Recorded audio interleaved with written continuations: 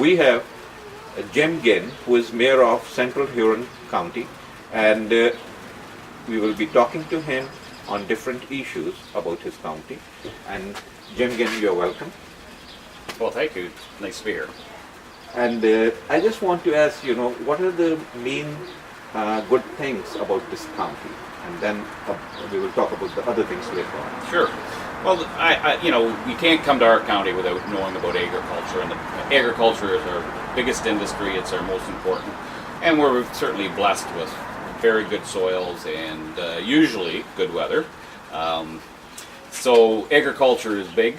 The other major industry that we have is actually tourism, and because we're on the shores of Lake Huron, we have a thriving cottage population. So in the summertime, our population probably doubles with the number of people that come here and spend the summers along the beach. But we're also blessed with a couple of fairly large rivers and the natural areas around those rivers. So the trees, the sharp valleys, people love to get out there and walk on trails.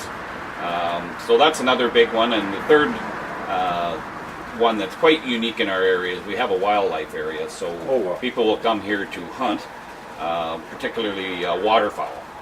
So ducks, geese, the likes. That happens in the fall, but it's a huge, it's 5,000 hectares of wildlife area, and that's very unique in our area, and a lot of people come here for that reason. What kind of problems are you facing over here? Like, what about the hydro? And the hydro has gone up.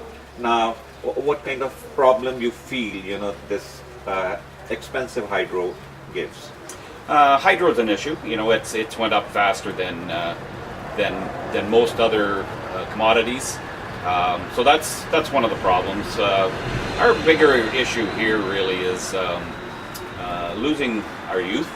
So a lot of our youth go away to cities for university educations and college educations, and often they don't come back. And so that's a big issue that we have here. So we have a fairly old population because of that. So one of the things we're trying to do is to create more post-secondary education facilities in the county. And so we have an equine school here, and we bring in 40 or 50 kids every year, and that's a start, and we're hoping it'll grow, and other schools will come here as well. So we think that will, if the kids are educated here, they're more apt to take up a job here. And that's one of our issues. And that's another thing that we look at because of our the number of youth that we lose. That we need to bring in immigrant populations and bring more people into our area. With an old population, of course, many of us are getting near the age of retirement, and we're going to need more young people to take over those jobs, to keep our economy working. And so the county does have an immigration policy. And we're certainly open and receptive to people moving here and having jobs or creating businesses. Right. And what do you think of the Indo-Canadian community over here in Central Huron? Well, it's small, but they're very active, and of course Kashuk is very, very involved in our community and gets involved with the local Business Improvement Association, and he brings a lot of people in himself, and that's great. It brings in, and people get exposed to our area, to our culture, to our climate, and everything else. And so sometimes it's just a first look, but we hope as people come and have a look, that they'll, if they decide to move, that this is one of the places they look to move to.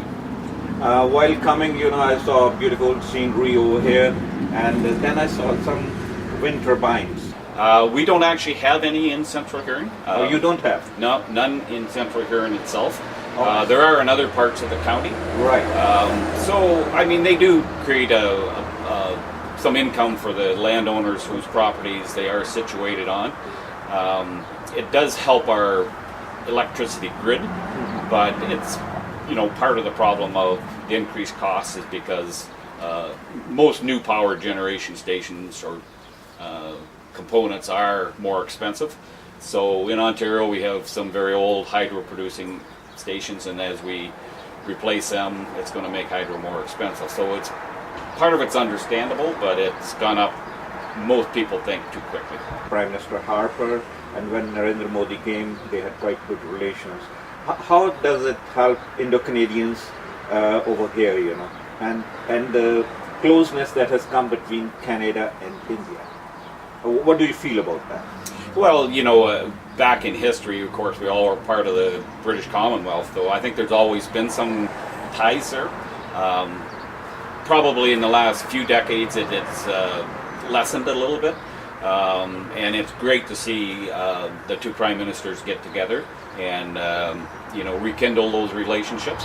So we have a lot of things in common. A lot of our political institutions are similar, and you know, I think it's a great thing. We certainly look as it as an opportunity if immigration is going to happen. Good relationships between countries is vital for that immigration to happen. Right. Yeah, so we look at it very positively. Thank you, Mr. Ginn. You're quite welcome. Right. It was nice talking to you. Nice talking to you too.